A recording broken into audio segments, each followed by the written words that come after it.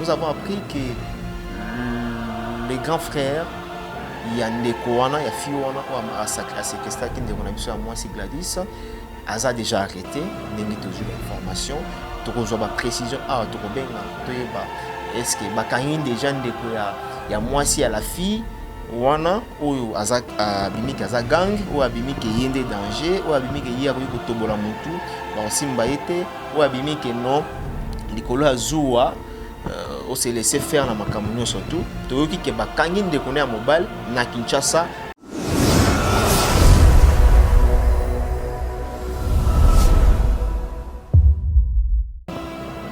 Non mobile na belo Gladys a comprendre que mbala wa lina kieti alina ke na intérêt o mobile ayebi ke to mususu ex na ngamona zakala mwa bolingo mo pa na ye to mo ba azaba niveau aluka a défendre ye abimisa ya talibana kima o mota Gladys on so mettre libana ata ni bongo e ga tsaka mutu mo nga kwa manga pese li puta kanga o moni na pesa mobile acte wana sali na mobile na mwasi na muta simba ki caméra na muta bomba ki Gladys le bango nyonso ba mérité prison. Bon ça l'a arrêté donc Ndaboé tu soupçonnais déjà l'homme qui tapait le terrain ils seront tous arrêtés ba kanga bango l'homme to mon ministre et la justice to mon ils seront tous arrêtés donc bango nyonso na apesa ki likanisiere cha vidéo na oya ko zo na voiture on a payé $5 oui un sens da tuna ye eloko nini oyo landelaki libanda tozo mama ye kuna cha kabelo yo kanga suka mabo tango cha kabelo abima sukuna mo iloko na mone pe fier mo sina ngasenya acha ndo ko bete zango na prompter liti pona ngaso ki tonyo na defendaki Gladys pona conseil nga pisa Gladys ko tika ete tikete oh ya solo au moins ce qui tonyo na défendre qui Gladys que non tom sous Gladys abimi bo Gladys bo Michel Kota bo Gladys kende bo ngai penenga comme pick and no ti côté réalisateur ouais no ti côté ngai ça bon mais comme le garçon en question mieux monsieur en question à l'accès que non alinga na Gladys alinga c'est comme c'est qui coup monter quoi tricage moi qui bien préparé na moi si nae mais ce que non le garçon défendait qui était boité ça Gladys conseil nga pena nga peso ticket pour aller peka canoté avec slim te mais na peso conseil ko ticket wana na ko futa yango ozomona te que na mituni ba question Gladys azalaki na mobilité pe azala na mobilité comment yo ko ya même ata bobima déjà na mobile wana comment yo ko tika mobile no déjà comment présent ou déjà comment vous allez tout le temps au sondolier pour un bon landi mobile poto osomwa te quelque part binonde bozala à la base ya makambo na base ya kin nzala zo sala bino ke bolinga mibala batapoto. Alzad Group, votre partenaire sûr pour visiter Dubaï. Alzad Group, très fort. Pour vos besoins d'investissement immobilier avec des profits très attractifs en matière d'immobilier, en matière de location, vos conteneurs de Dubaï jusqu'à Kinshasa, Boma, Matadi, Lubumbashi, Mombasa, Dar es Salaam et partout dans le monde, contactez Alzad Group. Vos besoins d'achat sur commande, achat de toutes sortes de véhicules, vos visas touristiques dans moins de 48 heures. Pour mieux visiter Dubaï, contactez Alzad Group qui vous accueille à l'aéroport de Dubaï aussi bien. Alors veuillez nous contacter sur Dubaï Business Bay, juste en face de Burj Khalifa au numéro ci-dessous. Alzad Group, votre agent la plus sûre à Dubaï, votre voie la plus sûre pour visiter Dubaï, faire vos achats, vos vacances à Dubaï. Merci de nous contacter Alzad Group.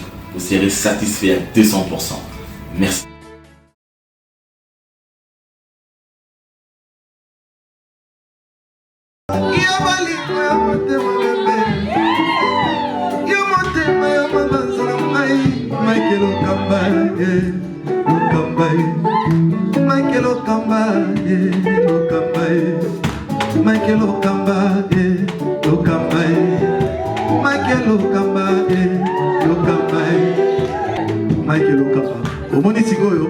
L'artiste, c'est l'improvisation. Na honoré dans l'émission. Africa Elengi TV, votre chaîne, l'incontournable, la star des chaînes.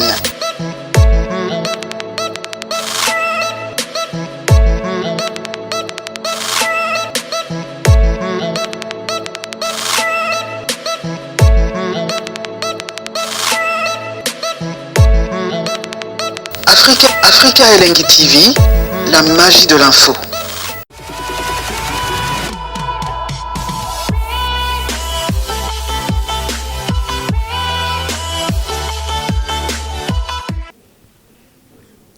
Voilà, très heureux de vous savoir si nombreux pour suivre votre émission au Toyaka vite fait pour nous faire l'analyse, point de vue, mise au point en même temps, na diaspora ensemble. J'aimerais assez que tu participes ensemble na bino, vie na bino aussi, hein, et ça l'ira très très bien. Par rapport aussi à l'actualité qui fait la toile, nous sommes sans ignorer que la fille Gladys, qui séquestrée pendant des jours. Et pas ya ndeko na biso ya mosi oh lelo justice vraiment je dis d'abord coup de chapeau na bato bazu initiative bazu bravo ya ko le cas bosso pour na ba saisir justice na niveau ya Kinshasa pe na niveau ya Libanda et voilà tout ya ka toujours pour nous ça analyse wana et la fille aujourd'hui tout le cas qui peut to yambaye à l'écart qui pas ya confrère na biso déjà bien que ba avocat ba stopper.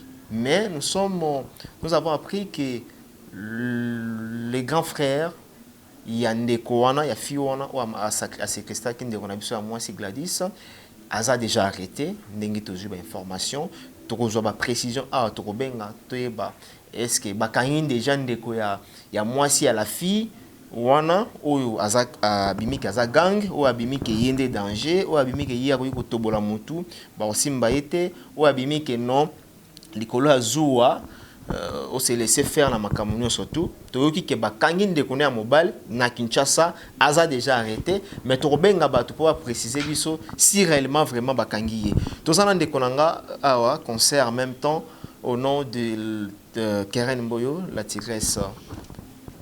Bonjour Keren Mboyo, moi on a 12 ans. Bonjour Mike Lokamba. Ouais, bonne santé. Santé bien par la grâce de Dieu. Voilà, tu as envie le parce que aux amoisi affaire aux les cas affaire à ma maman, affaire à ma couple, bateau baza marié, affaire où ils a que c'est passé ba vie conjugale ya bateau, tout le monde a makambo où ça la maka plus que ming na niveau ya poto ona. Et d'abord avant tout quand on a vif ya makambo où ils les cas où yambaki makambo ndeni le monaki ndeko na Gladys azape moi si le kolayo. Bakangiye pendant 2 jours na ndaku babetiye batukiye ni oyamba ki on comment de un an to na mona ba vidéo na salenga bien te oui salenga parce que mona amninga na moi si lo ba salier na souhaité te ko arriver lenga oui donc salenga vraiment parce que mona amninga moi si ba exposer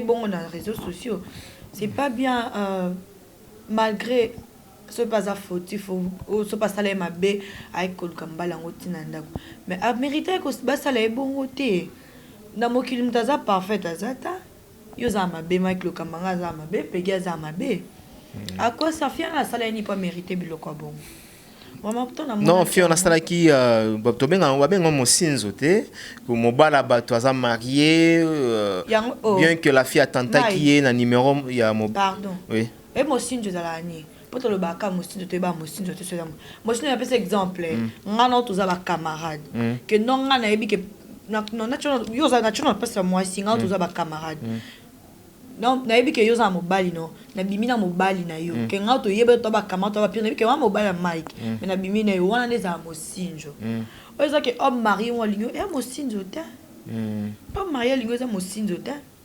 Tom Soukuna, Tom Sous, par exemple, comportement moi ma b à zolinga t'es pas moi si naé à mon Tom Sous yo aux et l'occasion qui m'a pas moi si naé à mon Tom Sous et à moi zoluka pas naé je comprends Tom Sous moi si à ganga trop à côté na fille mo le bande les douce à l'oba malembe pour na yo tant que mobile au sani ou kangama est-ce que on est à mosinjo Gladys na catches bana bae bani bae banita mosinzo za oyo boye banyo comprendre ah mosinzo to comprendre bien fia sali na mosinzo te asali mosinzo te parce que bae banate eza peut-être mobile ligu na ye a se pela peine à la fille ngolo ba bon ça ça itam so ba ki me po fia na kuba pensa OK moi vidéo en tout à l'heure déjà aza pété mais oui Ok. Ça a pété poitrine dans mon bassin na chocolat na bien parce que vraiment na maîtresse wana ndako yo momone mai ma pesi sango to momonya kanga makabo Chris Benoît Anthony ya bongo. Voilà. Keren, merci toujours la très bien. Tolinga toujours moi leçon na ba émission to sala awa. Je pense que c'est un sujet oyo ezotambola de père à Kinshasa en même temps à niveau à Potoana, bah couple les a divisé, les lots bah vie conjugale, il y a bah marié, ils aussi mbali sous-souté, na Potoana mobile les autres daté, moi ça autres daté, donc. Bah couple d'abord estime baté poigné. Force à couple d'abord de un dialogue, la vérité. Yo mobile temps par exemple si yo moi sous à l'okuta, mobile yo mne bosolana moi si te couple les a bien des, ils ont qu'à bien. Donc manque de dialogue aussi. Voilà. Force à couple les a dialogue. Au lieu de qui nous bête à moutou. Au lieu de au vent si mobile papa et qu'est-ce qui a manqué chez moi? Oh yo mimi liban. Donc maman tom sous comment je peux dire impolitesse par exemple surtout bas à poto impoli tant sous oyeba ko répondre ngaité te papa social la bane robima na ko bongisa tant sous akime tant sous mona ko ta kali puta kuna moneko na chambre zola ta deux pantalons jean na yemite so ke baxina serviette et Adidas voilà voilà naina zonga na loko moko ndekolanga Keren la tigresse pato ta la biso tolobi toko benga Keren Mboyo la tigresse voilà toko benga téléphone bato ba ta la biso c'est une émission exclusive on va appeler quelques personnes au bakita qui sur le terrain tozo précision to ki ke bakangi ndeko ya Katchez on to benga Katchez façon tout le monde là qui est c'est une Katchez voilà bakangi ndeko na ye ya mobile. On va vérifier l'information si c'est vrai ou fausse. Vous allez brancher, vous allez péter. Bazo reprocher bino bandeko ya basi ya Kinshasa surtout. Balobi loko sur l'équipe bino. Nzala l'équipe bino. Nathalie interview il y a la fille Gladys.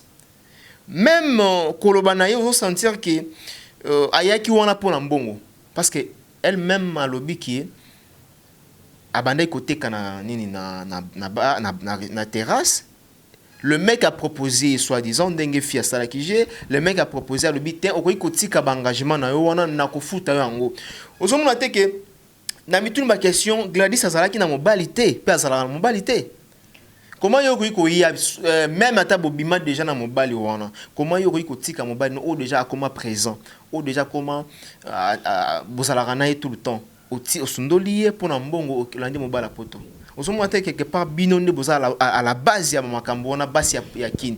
Nzala ezo sala bino ke bolinga mibala batapoto. Mike, kozala à base à likambo pas il fallait pas kaka la mié nani moi si anga ndako asala bon. Mike n'a pas cet exemple. Te wana tozo condamner moi si ya Katchez wana. Il y a Gladys te. Na kaya Gladys. Oui, ya on passe na bina kaya Gladys. To côté là été quelque part peut asali mabe. Oui. Pour yimo ko ganga na émission que non azana mobile na ye. A respecter mobile na été là ou déjà na ndako wana. Et tension ezala kinini.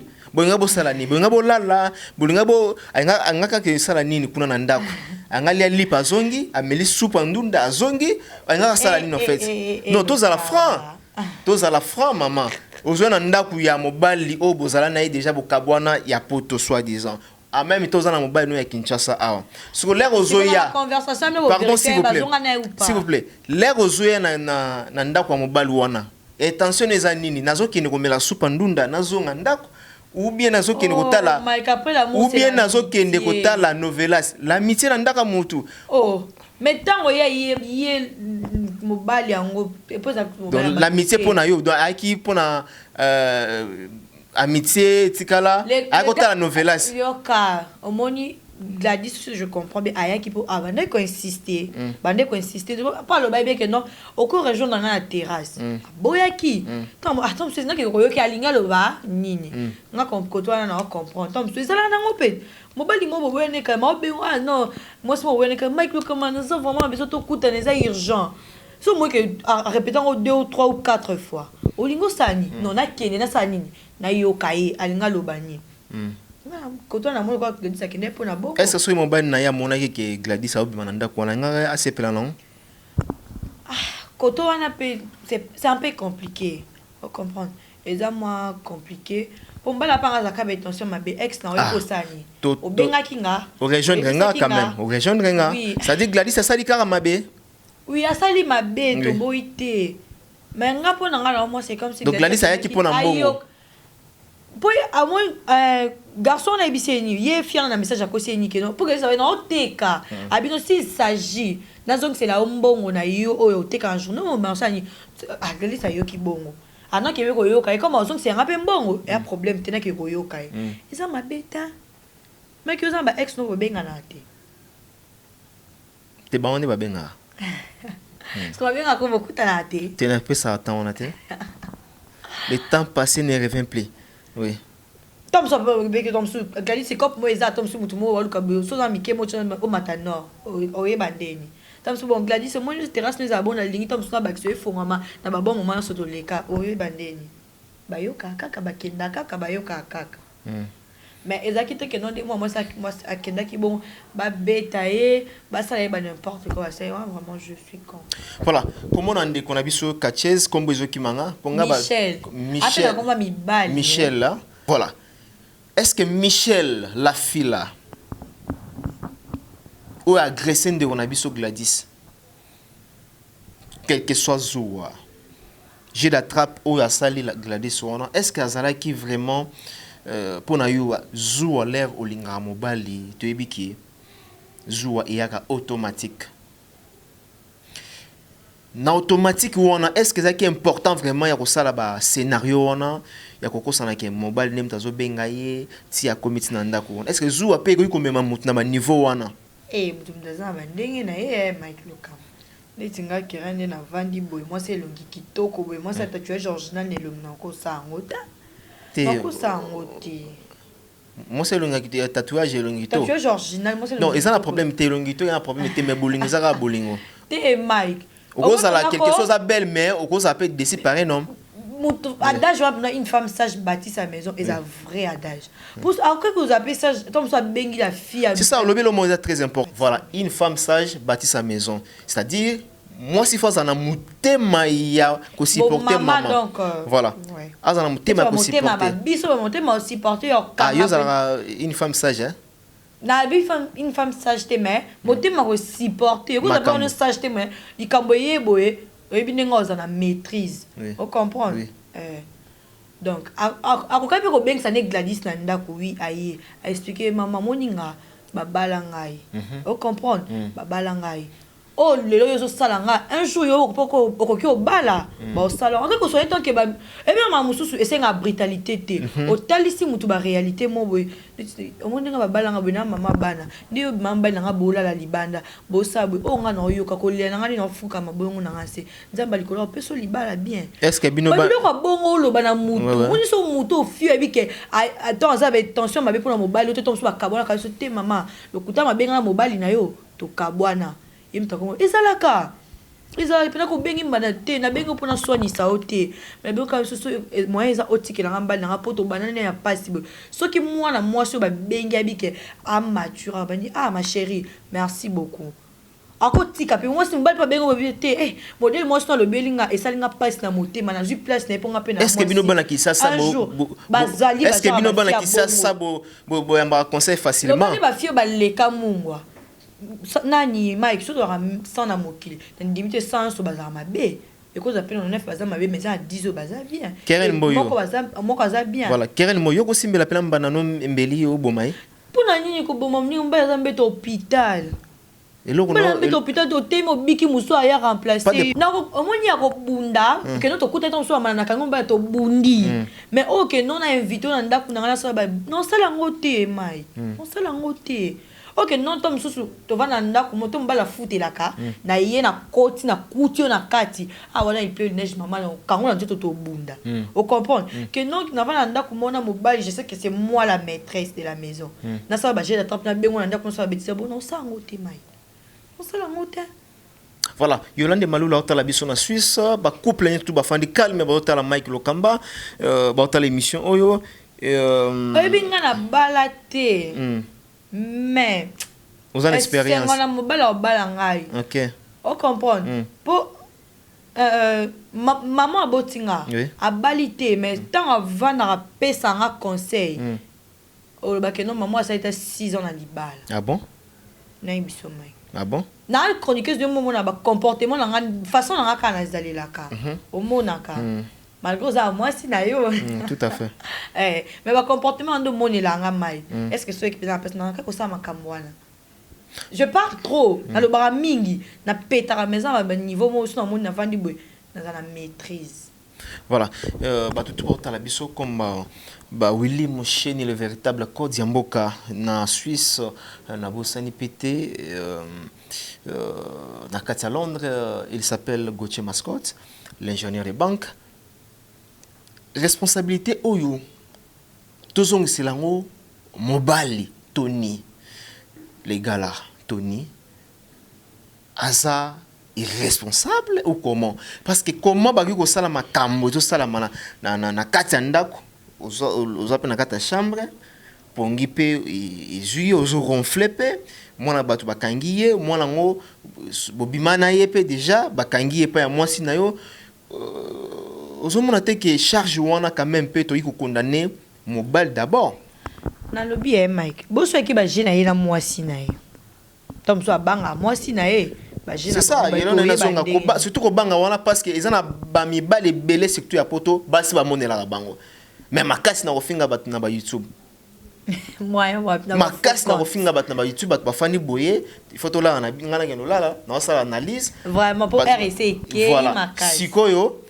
ba mibali bozo finga biso mibana basi na bino babeta bino be gogo amonela rabino ozomona te ke mai kozala wana ozomona te ke toyima mesala makuna ozomona te ke charge wana responsabilité wana ezozongela mobali oyo Tony na benge mobali te ala tena ni maputa ezozongela gigolo Marie Bongola oui Pacha bon mobali nga no mobali mabele Gladys a comprendre que mbala nga linga qui était alinga qui na intérêt pour mobali ayebi que toi mususu ex na mona zakala moi bolingo mo pa na e tant moi ba azaba niveau bon aluka a défendre e abimisa ta libanda kima au moins ta gani so mettre libanda ata ni bongo e nga tsaka mutu mo nga kwa manga pese li puta kanga omoni na pesa mobali acte wana sali na mobali na mwasi na muta simba ki caméra na muta bomba ki Gladys be bango nyoso ba mériter prison. Bon, vous allez arrêter. Donc, Naboé, tu soupçonnais déjà. L'homme qui t'appelle le terrain. Ils seront tous arrêtés. L'homme qui est mon ministre de la justice, ils seront tous arrêtés. Donc, on appelle ça qu'il est cha vidéo. Na oya ko zoé na voiture, on appelle ça $5. Oui. Ils ont un sens ta. Mobile ya solo Mike lo kamando za la boy moi sino aye boy okutisi basi mbalobi ke o ya zaka yanga o na mitu ya zanga no ba olobani ni ke no Michel yoza moi sinanga Gladys c'est mon ex bino mbale boza ki bo mbanda te na mitu ngana zana yo ngai to zaka te comme ça benga ke pour na chose telle tika moi bata moi ça nini akende mettons mobile akangami na chambre au sepele makambo ele kalibanda comme ça ba moi sino passo mukanda na e bongo voilà photo e bango que patrouille biso boye nga beta moi cité nga silence nanga nga rotala moi s'il vous plaît voilà pas de problème nga regard kaka moi c'est moi so za nga place wana na so na Tony là na zo na moni o beta mona batu na yeka na bimi wana na zuma boko na simika na loketo ka na talioka deux fois au moment la fille maman kota na chambre on est à to bota malango alors conseil au pesa surtout na bande ko basi to ngo chite na biso avant to appel conseil pour ça ka bande ko na basi o moni ngai pesa na conseil na bande ko oyo baza lokola ba Michel wana o ba se comportera bon batazua oui basa mabala bani ko beta bana batu bambanda ko boma bango ko tcha bambeli kotika bon mitakala est-ce que kotika mutakala ezana solution tala ndeko ndenge mutakala esambwe conseil na ngaka pona ba genre ba fia bongo na peso beta mwana bato mwasi libanda bandisa mobali na yo esa ete tout na ye eloko nini oyo landelaki libanda tanzo mama ye kuna tia kabelo yo kanga suka maboko tango tia kabelo abima sukuna ama iloko na mone pe fiera mwasi na ngasenya acha donc obete za ngona prompte nditi pona ngaso ki tonyo na defendaki Gladys pona conseil nga pesa Gladys ko tika ete tikete oh ya solo moi soki tonyo na defendaki Gladys que non tom sou Gladys abimi bo Gladys Michel Kota bo Gladys kende ngai penenga comme pick and no tikote réalisateur ouais no tikote ça bon mais comme le garçon en question lui le monsieur en question à l'accès que non à l'ingé Gladys à l'ingé c'est comme si qui coup monté quoi tricage moi qui bien préparé na moi si naé mais ce que non le garçon défendait qui était beau ça Gladys conseil nga pena nga peso ticket pour aller peka canoté avec slim té mais nga peso conseil ko ticket ya voilà merci beaucoup de partager et puis ngobaksa oyebi soko zo kenanda ba fille ndeti nga mai ko matambola nga muti OK nga soko benga yeba na meme 2 ou 3 copines nga boso yindi kuna mwasi no ayi so meme 2 3 po nini ken ba commander 5 10 lo pega benga na bango yango ata pona 5 10 te tango yebi ke mobali azo obenga waza mobala bato ya fo ya bien équipe na tomso 2 ou 3 copines boye so yindi wana boye bandingo se défendre pour bokima pour ça tom susu ti moi c'est oza yo moko ebi tuma ba bunda te pour na mi tana na comprendre Gladys ba ki tellement belé après ko se défendre te mais tom susu moi c'est oza yé moko Gladys tom susu avec 3 copines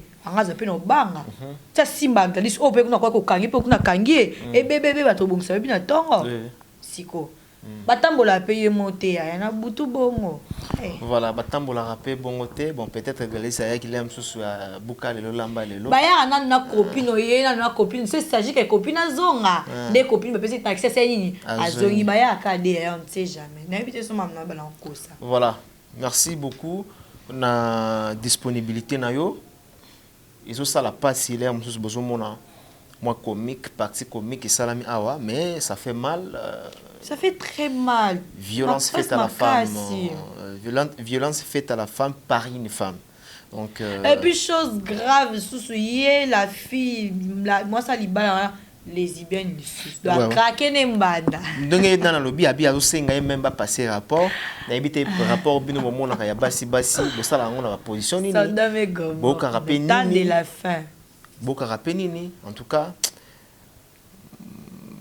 Non, vie privée na bango mai. Non. Eza anti-valeur, eza satanique. En tout cas, bato ba lesbienne wana bolukana nunga. Te bana neto redémarrer bino. Voilà, nous sommes arrivés à la fin de cet entretien. Merci na bandeko nyonso tout.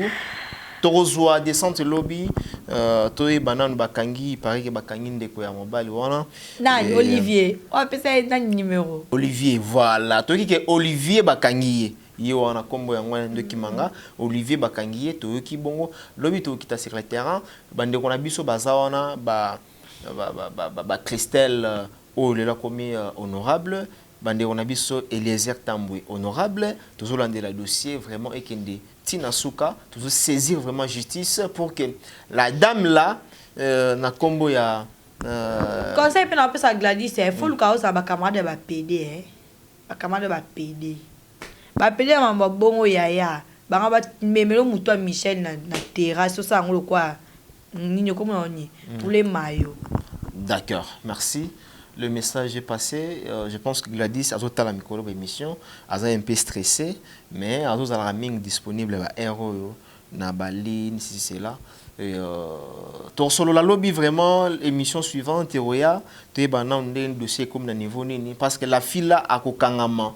Bana poto bobang elokote, to ça la nyonso pour que cette fille azala arrêter à subir makam oyo ya sali oyo ezaki ndoki au violer moi na batu, au simbie na mabele, au simbeli mbeli couteau.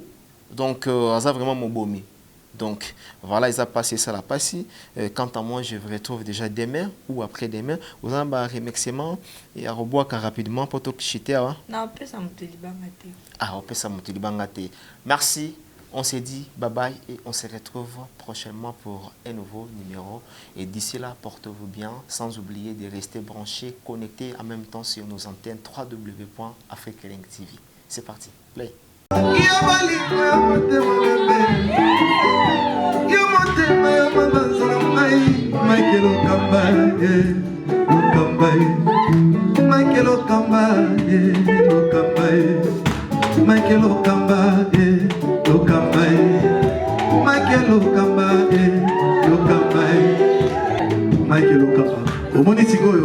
L'artiste, c'est l'improvisation.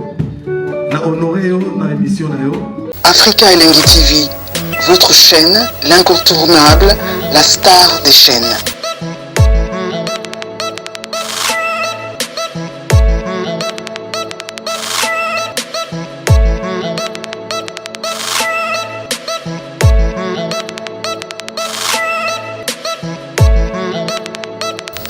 Africa Elengi TV, la magie de l'info.